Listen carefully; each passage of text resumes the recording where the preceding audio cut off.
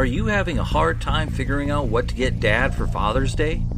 You should check out Row 1 Brand's Vintage Pictorum Gallery. They have America's best sports art. With over 7,200 historic sports prints, you're assured to find something unique for Dad this Father's Day. Instead of a boring old tie, get him a historic baseball photo taken by Henry High Sandom at the historic Polo Grounds Stadium in New York City during the 1894 Temple Cup. Or, if he's an NFL buff, check out the 1963 vintage NFL poster. These are so good looking that you'll be amazed how they turn out. Shop now at sportshistorynetwork.com/row1 and save 15% off your order. This podcast is part of the Sports History Network, your headquarters for the yesteryear of your favorite sport. You can learn more at sportshistorynetwork.com.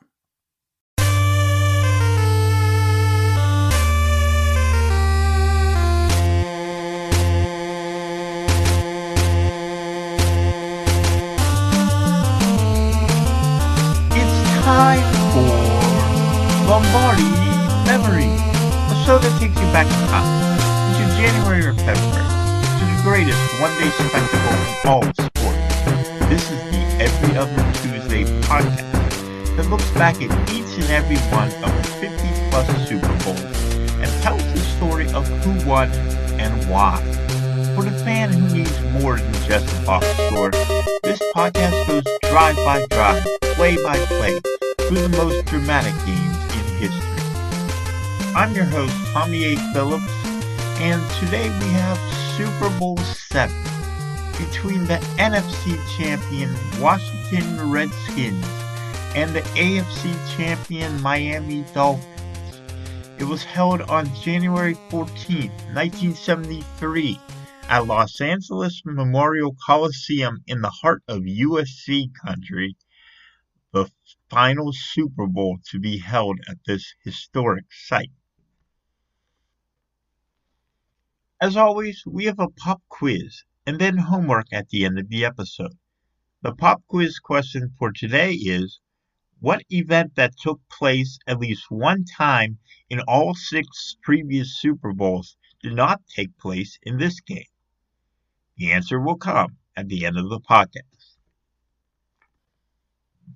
These two teams couldn't have possibly been more different. Redskins head coach George Allen constructed a roster made up of wily old veterans, and his team was called the Over the Hill Gang in response. The Redskins got off to a 11-1 start in 1972, losing just their 3rd game of the season and by only 1 point, while winning all of the others. After their 9-game winning streak came to an end, they lost their final 2 games of the season but still won the NFC East. The Redskins were led by quarterback Billy Kilmer, who took over for Sonny Jurgensen.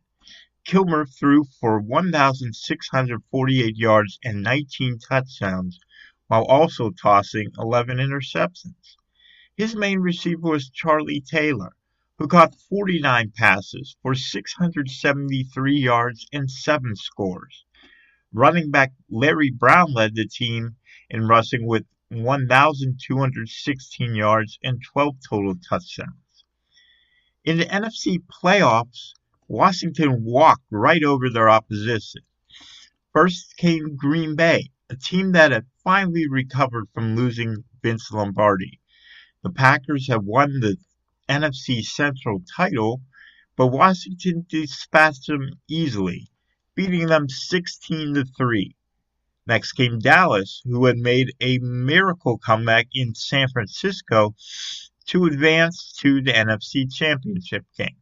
But again, it was no contest.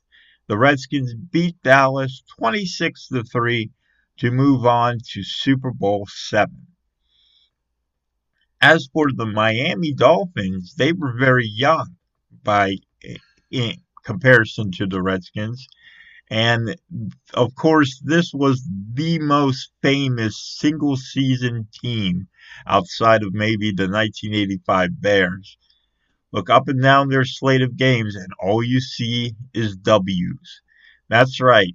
The Dolphins won all 14 regular season games, the first perfect team in a regular season since the 30s, 1930s, the Bears. But no team had ever made it through the playoffs unscathed. Now the Dolphins, they beat Cleveland 20-14 in the divisional round to advance to the AFC Championship game at Three Rivers Stadium in Pittsburgh. That's right. As we talked about last week, home field advantage was determined on a rotating basis. So even though the Dolphins were undefeated, they had to go on the road for a playoff game. Nevertheless, they defeated the Immaculate Reception Steelers 21-17 to clinch their spot in Super Bowl VII. The Dolphins had a three-headed monster in their backfield. Fullback Larry Csonka bruised his way to 1,117 yards. Mercury Morris ran for exactly 1,000 yards on the nose, scoring 12 touchdowns. And Jim Kick added another 521 yards. Because of all their running, the Dolphins didn't need to pass the ball much. But when they did, they were in the very capable hands of both Bob Greasy and Earl Morrall, because Earl Morrall had to take over for Bob Greasy when he got hurt. But by the time of the Super Bowl, Greasy was healthy again, and he was ready to lead the Dolphins into Super Bowl VII. The Dolphins won the toss and chose to receive. They couldn't move the ball, though, very much on their first possession, so they punted it away, and they got forced to have the punt because Redskins linebacker Jack Pardee, future coach of the Houston Oilers, made a good tackle on Larry Csonka. Punter Larry Seipel for Miami got away a 50-yard punt, and the Skins started at their own 25. Kilmer threw a flare pass out to Larry Brown, and he got a first down. But that was all the Redskins can do, and they punted it right back. And the next two possessions, more of the same. Redskins defensive end Verlon Biggs sacked Greasy, and that helped force a punt. But the Redskins didn't do anything themselves, so they kicked it right back. Finally, Miami got things going on the next drive when Kick ran for a first down to the 47. Greasy then threw a pass, which was kind of rare, and he hit receiver Paul Warfield for a first down at the Washington 33. Csonka and Kick both ran, and they got the ball inside the 30-yard line. And then Greasy fired another pass, this one to Howard Swilly, who caught it on the right side of the field, and he went in for a 28-yard touchdown. The Dolphins had a 7-0 lead after one quarter. Early in the second quarter, Kilmer had a pass intercepted by defensive back Jake Scott. Scott returned it all the way to the Washington 48, but then his offense failed to move the ball at all. But it turned out Miami would force a punt themselves, and they get the ball back at their own 32. Csonka ran for a first down, and Kick took a pitch and got inside Washington territory. And then Greasy went play-action, gunned it downfield, and it was complete to Warfield for a long touchdown. But hold the phone. The Dolphins got called for illegal motion, and the play was wiped out. They ended up eventually punting on that drive.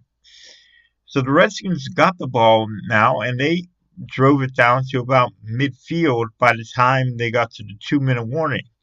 On the very next play, though, Kilmer threw an interception to linebacker Nick Buoniconti. He returned, I can't pronounce that, I'm sorry.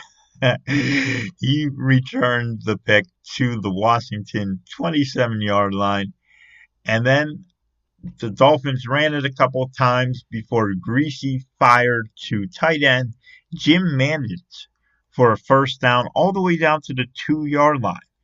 And then Kick carried the ball on the next 2 plays, and he ended up scoring from 1 yard out, and the Dolphins took a 14-0 lead into halftime. To start out the second half, the Skins put together a great drive. Kilmer threw over the middle to tight end Jerry Smith, and he got a first down at the 41-yard line. Kilmer then found Charlie Taylor for another first down at the Miami 43-yard line. Kilmer then went to receiver Roy Jefferson, and he caught it for another first down. They got to the 25. And then running back Charlie Haraway got yet another first down, so the Redskins were in great field position. But then Kilmer got sacked by defensive tackle Manny Fernandez, and they ended up having to settle for a 32-yard field goal attempt, but kicker Kurt Knight missed it wide to the right. The teams then exchanged punts, and Miami got the ball back a second time, and they were at their own 34-yard line, and Dolphins head coach Don Shula put the ball in the most reliable person's hands. That would be Larry Csonka. And the offensive line, they created a big hole, and Csonka just blasted right through it and kept going until he had a gain of just about 50 yards, maybe 49, but it was a huge gain. Then Kick ran it down to the 5-yard line, made it first and goal. However, Greasy threw a terrible interception to defensive back Brig Owens, and he caught the pass and got a touchback in the end zone, and that was the end of the third quarter. Redskins still had a chance to get back into it in the fourth quarter as they marched down on a 13-play drive down the field. They were taking up a lot of time, though, as they were doing this, but Kilmer did get them down there into good field position. And he scrambled down for a first down, and then Brown and Haraway each ran for first downs. So they got all the way down to inside the 10-yard line, and Kilmer threw a pass that hit the goalpost. That was incomplete, so it was now 3rd and goal. And Kilmer tried forcing one, and this was a big mistake because Jake Scott zoomed in and picked it off. He returned it all the way to the Washington 48, out of his own end zone to the Washington 48, and it looked like Washington was sunk. But then that's when the most famous play of this game occurred. Dolphins kicker Gary Yepremian tried a 42-yard field goal, which would ice the game and give Miami a 17-0 win in a 17-0 season. But his kick was blocked, and then he picked up the ball and tried to throw a pass.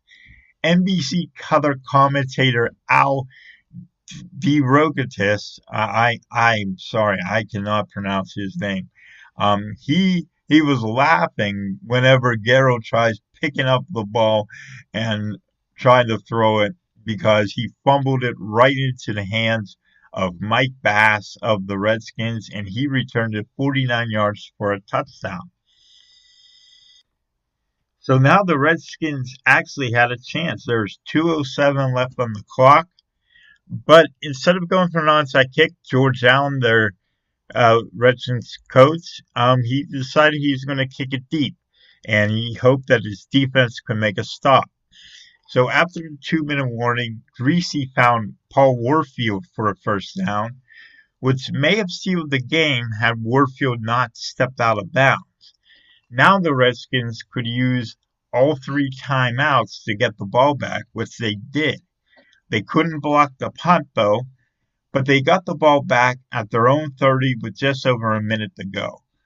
But there wouldn't even be a Hail Mary try because Kilmer threw 2 incomplete passes and then completed a pass for negative yardage. And then he was sacked on 4th down, and that was it. The Dolphins have won it 14-7, and they were the first undefeated, untied, perfect team in NFL history. Jake Scott won MVP honors for his 2 interceptions and long returns, and that makes total sense. However, if I were to give an MVP award, I'd give it to Sonka, Larry Sonka. He ran for 112 yards on just 15 carries. He pushed and pummeled his way through the line all day long. In addition, his teammates Kick and Morris didn't do very much on the ground, totaling just 72 yards combined. So clearly, Sonka was the most valuable player on the Miami offense. Who was the MVP of the losing team? Well, there was no one who played well on the Skins. Kilmer threw 3 interceptions and had a putrid passer rating of 19.6. Brown rushed for only 72 yards on his 22 carries and never had a run longer than 11 yards. Jefferson led the receivers with a paltry 50 yards. So I'll give the award to Brig Owens, the defensive back. He had an interception in the end zone that kept the Redskins in it. He was a big part of the Redskins' success in 1972. The least valuable player, who was it? This time I'm giving it to a player on the winning team. Daryl Yepremian not only had his only field goal attempt blocked, but then he made one of the stupidest decisions in Super Bowl history, one that put him on Football Follies videos forever. He nearly cost his team the game while not kicking a successful field goal. And that is the answer to today's pop quiz. This was the first Super Bowl without a successful field goal. And it was also the lowest scoring Super Bowl ever until Super Bowl 53 between the Patriots and the Rams. That one at only 16 points as opposed to 21 here. And the Patriots also broke the Dolphins' record in this game for the least points scored by a winning team with 13. But this was the first Super Bowl where neither team made a field goal. Who was the best player in this game you don't remember? How about Larry Seipel, Miami's punter? He kicked it 7 times for over 300 yards, averaging 43 yards per kick.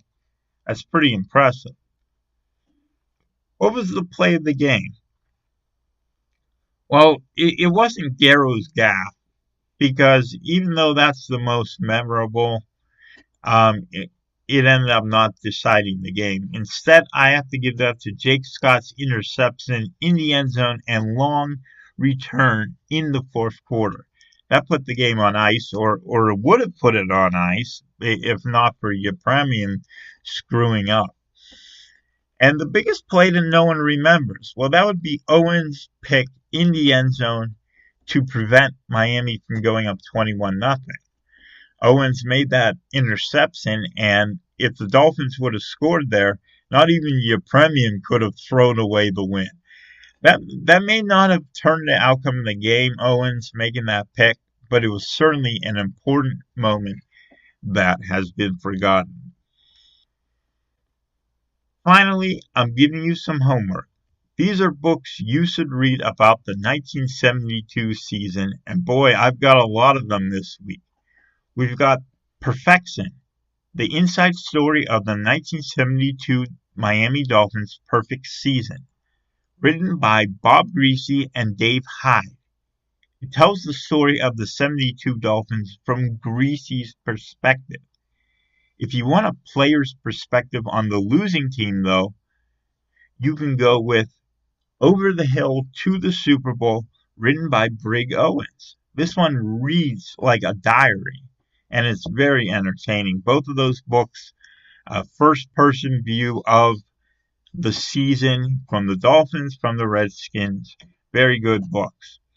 There's also Undefeated, Inside the Miami Dolphins' Perfect Season by Mike Freeman. This gives more of a sports writer's take on the 1972 season, but it is very thorough, like Greasy and Hyde's book.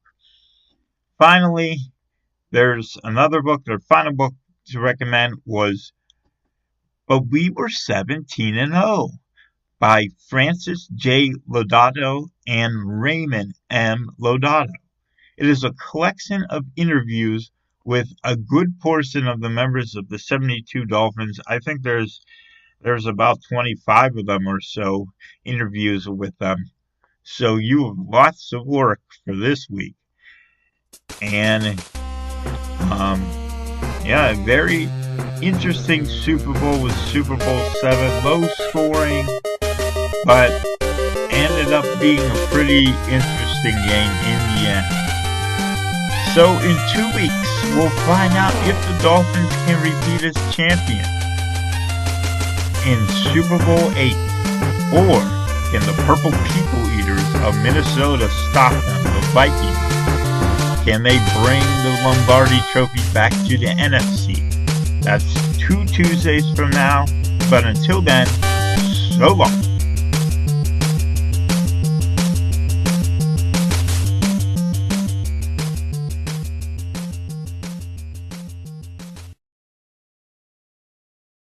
We here at the Sports History Network proudly partner with 26 podcasts, all revolving around the history of sports.